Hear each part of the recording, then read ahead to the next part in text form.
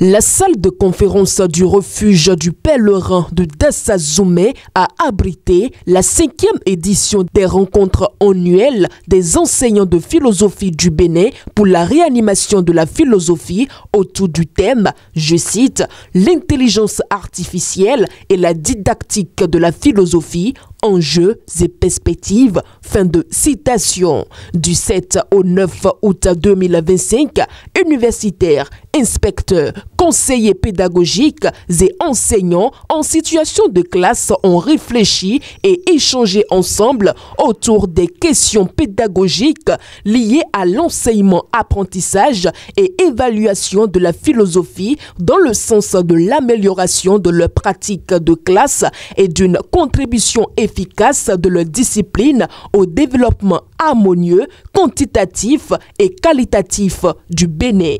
Quand nous disons méthodologie du commentaire, vous écoutez bien. Alors, j'ai l'introduction, j'ai le développement qui comporte 2 sous-parties. Quand je dis 2 tout de suite, mon esprit retient. Je veux que vous fassiez la même chose lorsqu'on dit désormais avec cette méthodologie-là. Introduction comporte 3 éléments. Vous revenez sur ce chiffre-là. 3 éléments. Conclusion, c'est combien d'éléments désormais? Vous mentionnez que c'est 3. L'analyse, c'est la première sous-partie. Combien d'éléments? Combien de moments? Et l'apprenant ou le pédagogue qui enseigne cette méthodologie désormais à l'école, en ajoutant à l'enfant que dans l'introduction, tu dois t'arranger pour sortir les 3 éléments, le mot chiffre 3 lui revient. Quand il sera devant son exercice, il sait que j'ai trouvé le premier élément, j'ai trouvé le deuxième élément, je n'ai pas trouvé le troisième, il me manque quelque chose.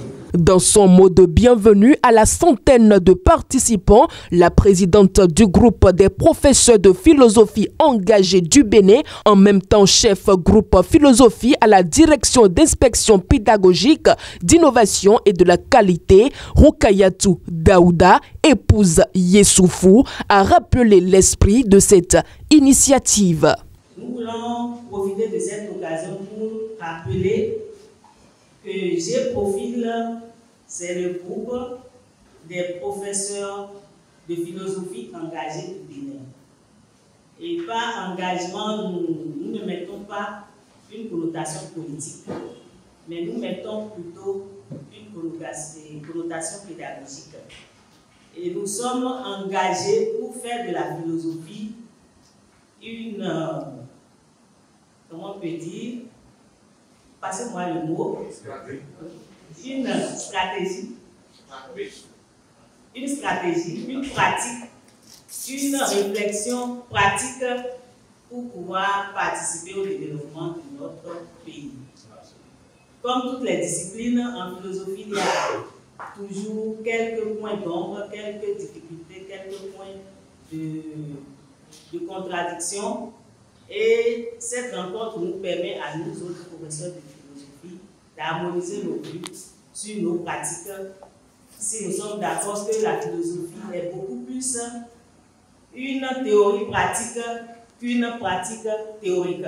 Le représentant du maire de Dassa, Léon Akpo, a salué le choix de Dassa pour ce forum annuel des enseignants du Bénin et félicité les organisateurs pour la qualité et la pertinence du choix du thème de l'édition qui permet d'avoir le regard du philosophe sur l'impact social inquiétant de l'intelligence artificielle dans un monde en pleine mutation. Pour dire l'attachement même de l'autorité communale à cet événement qui s'organise ici depuis 5 ans. C'est vrai que Dassa occupe une position médiane. On entre dans les collines par Dassa, on sort des collines par Dassa.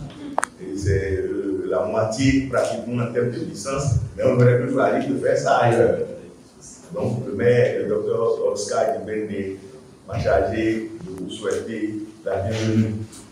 Au nom de la directrice départementale des enseignements secondaires, techniques et de la formation professionnelle des collines, Djagoun Afouda a félicité le groupe des professeurs de philosophie engagés du Bénin pour la constance de ces rencontres annuelles qui contribuent à l'amélioration de la qualité de l'enseignement de la philosophie au Bénin. Procédant à l'ouverture officielle des travaux de cette rencontre, le préfet du département des 41 collines, Saliou Oboudou a recommandé aux philosophes du Bénin de rendre publiques les résolutions de leur rencontre afin que cela impacte d'autres disciplines.